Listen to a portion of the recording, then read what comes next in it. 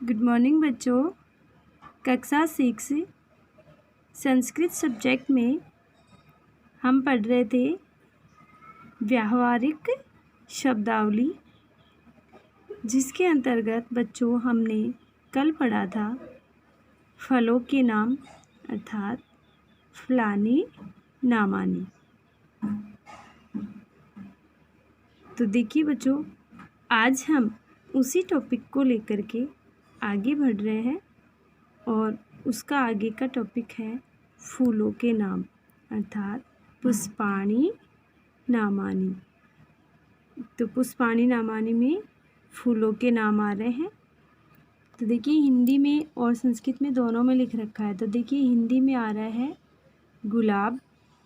जो गुलाब का फूल होता है उसी को संस्कृत में कहते हैं स्थल पद्मम।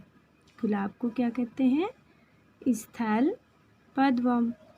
फिर आता है आपका चमेली। तो चमेली का तो फूल नाम सुना है, उसी को हम बोलते हैं मालती। क्या बोलते हैं? मालती।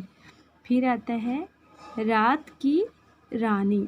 देखिए बच्चों, ये रात की रानी क्या होता है? यह है जो पुष्प है, ऐसा कहते हैं या हमने भी देखा है, किसी बच्चे ने देखा हो तो, कि ये जो फूल होता है इसमें जैसे ही शाम हो जाती है तो शाम के समय बहुत अच्छी या बहुत ज़्यादा खुशबू आती है, इसलिए इसके रात की रानी कहा जाता है। और इसी को, रात की रानी को ही संस्कृत में रजनीगंधा बोलते हैं। रात की रानी को क्या बोलते हैं? रजनीगंधा। उसके बाद में आता है आपका कमल। जो कमल का फूल है, सरोवर में खिलता है, उसी को संस्कृत में बोलते हैं कमलम। सरोवरे कमलम वीक्षते। तालाब में कमल खिलता है। उसके बाद में नेक्स्ट है आपका, क्या है?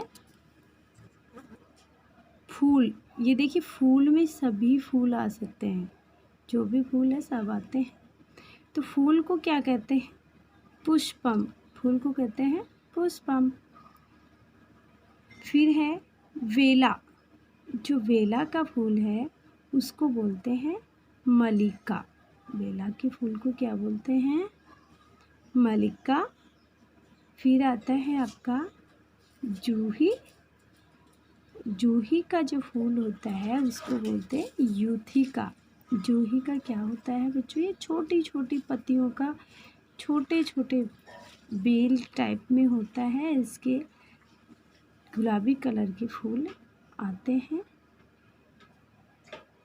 तो उसे संस्कृत में बोलते हैं यूथिका। नेक्स्ट है आपका चंपा। चंपा का जो फूल है उसी को संस्कृत में बोलते हैं चंपक है। चंपा के फूल को क्या बोलते हैं? चंपक है। उसके बाद में आता है श्वेत कमलम। श्वेत कमल। क्या है? श्वेत कमल। देखिए बच्चों, इसको संस्कृत में श्वेत कमलम भी बोल सकते हो आप। मैं जोड़ोगे तो संस्कृति बन जाएगा इसका। और इसको पुंडरीकम भी बोलते हैं। पुंडरीकम। कमल का ही फूल है, सफ़ेद कलर का। ये आजकल फूल भी रंग बिरंगे होते हैं, तो जो सफ़ेद वाला होता है उसे श्वेत कमलम बोल सकते हो और पुंडरीकम भी बोल सकते हो। उसके बाद में है आपका उड़हुल। जो उड़हुल का जो पुष्प होता है उसे बोलते हैं जंभाम। उड़हुल के पुष्प को क्या बोलते हैं? जंभाम। उसके बाद में आता है आपका केवड़ा। केवड़ा का जो पुष्प होता है उसको बोलते हैं केतकी। संस्कृत में क्या बोलते हैं? केतकी। फिर उसके बाद नेक्स्ट आता है आपका कनेर। कनेर का जो पुष्प होता है उसको बोलते हैं कर्णिकारः। कनेर के पुष्प को बोलते हैं कर्णिकारः। नेक्स्ट पुष्प है आपका गेंदा। गेंदा के जो पुष्प होता है उसे बोलते हैं गंध पुष्पम, गेंदा को क्या बोलते हैं? गंध पुष्पम। उसके बाद में नेक्स्ट आ रहा है आपका लाल कमल। लाल कमल, तो इसको लाल कमलम भी, देखिए बच्चों यहाँ पे श्वेत कमल आ रहा है, यहाँ लाल कमल आ रहा है।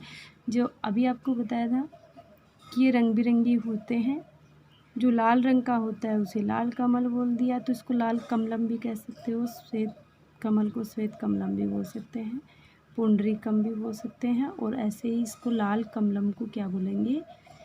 कोक नदम। लाल कमलम को क्या बोलेंगे? कोक नदम। तो ये हुआ बच्चों आपका पुष्पाणि नामानि टॉपिक। और आपको क्या करना है? इन्हीं फूलों के नामों को अपनी नोटबुक में राइट लर्न करना है बहुत अच्छे से, सुंदर सुंदर राइटिंग में। देखिए बच्चों आपके ये छोटे छोटे टॉपिक चलेंगे अब, और इन छोटे छोटे टॉपिकों को आप याद करते रहोगे साथ में, तो आपके ऊपर एक भार सा नहीं बनेगा, वरना आपको एक साथ इतने याद करने पड़ेंगे। अभी आपको याद करने में दिक्कत नहीं आएगी, थोड़ा थोड़ा चल रहा है, इसलिए सभी बच्चों से अनुरोध है कि वे बच्चे साथ में इनको याद भी करते रहें। ओके।